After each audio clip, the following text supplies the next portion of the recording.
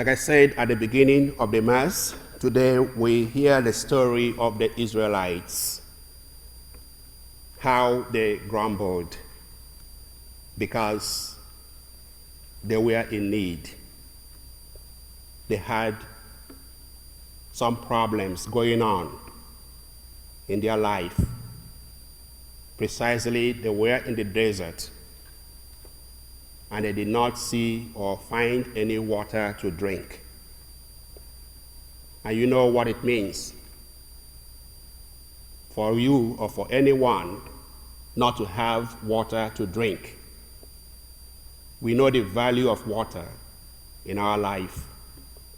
And these Israelites felt that they were going to die because they did not have the water to drink.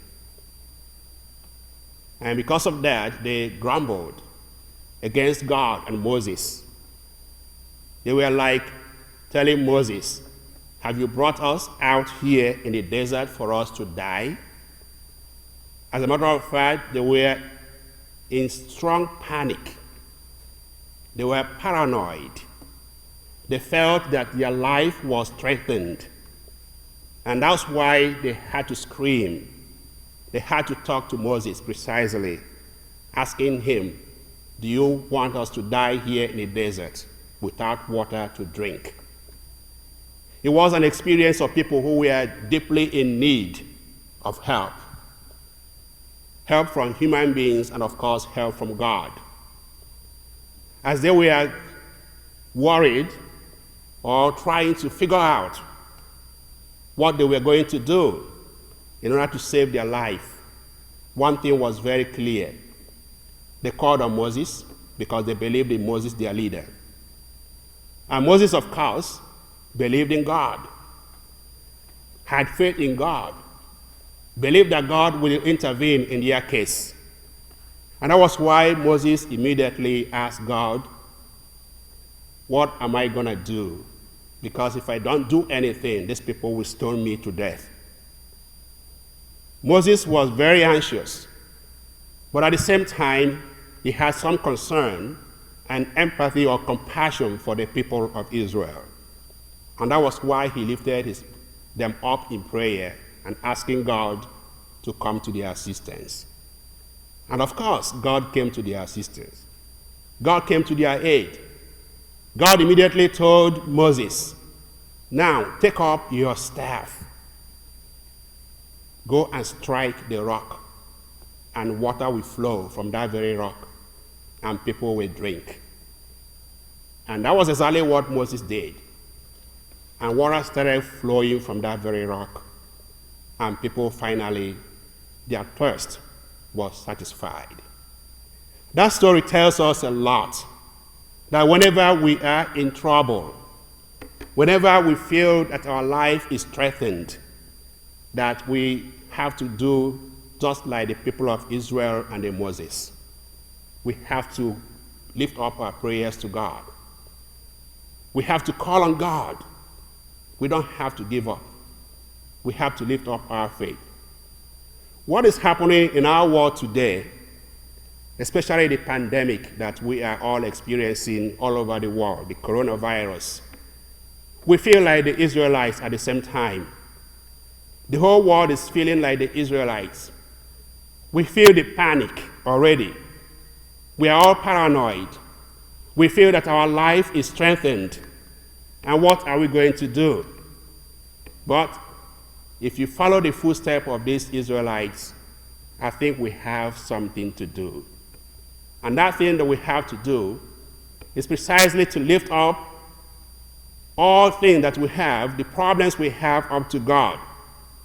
And I would also like to emphasize, my dear friends, that if you remember very clearly what God told Moses, he asked him to take up his staff. To take up his staff. My best way of interpreting that very staff, that God is reminding us to take up our human resources.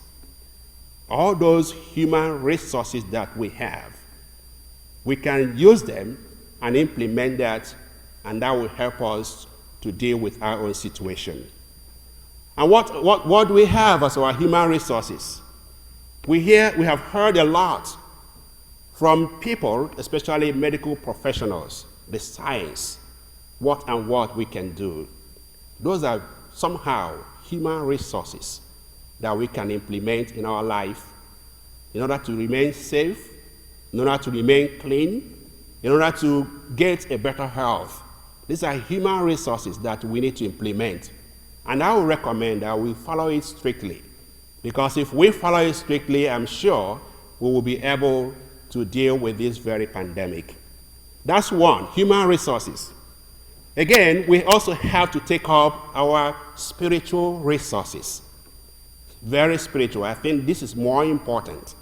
Because if we don't lift up our faith in God, if we don't lift up our spiritual resources, we don't use them, probably whatever we're doing might not even work. And what is this, our spiritual resources we're talking about? We have to pray for it. We have to be courageous. God has always told us not to allow ourselves to be dismayed or shattered by anything happening in our life. We have to take up our faith in God. Faith is very, very important. It's our spiritual resource that we all are called to utilize at this very time that we are passing through this very distress. We have to take up our prayer. We have to use our prayer because prayer remains our weapon. We have to have hope and believe in God. Because whenever we implement all these things into our lifestyle and our spiritual life, I strongly believe that God will come to our assistance. Again, Moses was asked to use the staff, that's human resource, and pray to God. And God promised him that he was going to be with him. And he followed that way.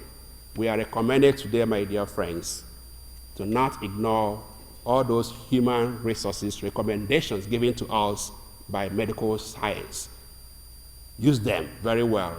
And above all, remember that we walk by faith. We all are called to walk by faith. That's as Christians, as Catholics, as believers in God. We walk by faith and not by sight. We walk by faith, we walk by prayer. We also walk by hope. We don't have to be so influenced by unnecessary anxiety or panic.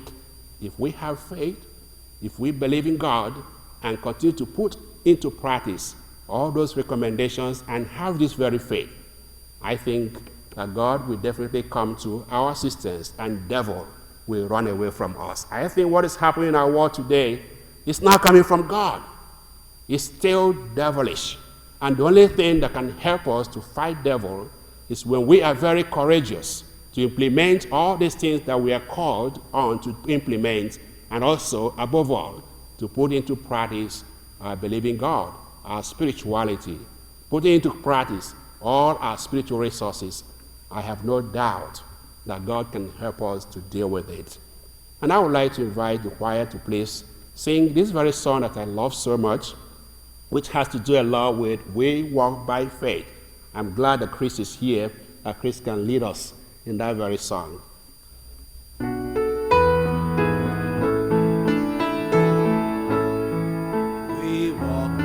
Faith and not by sight, no gracious words we hear, with him who spoke as never spoke, but we believe in him.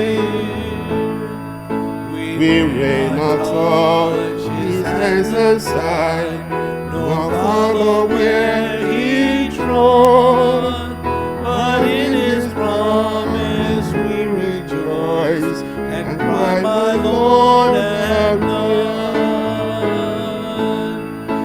Help then, O Lord, our unbelief, and may our faith abound, to call on you when you are near, and see when you are found. And when our life of faith is done, in realms clearer light, we may behold you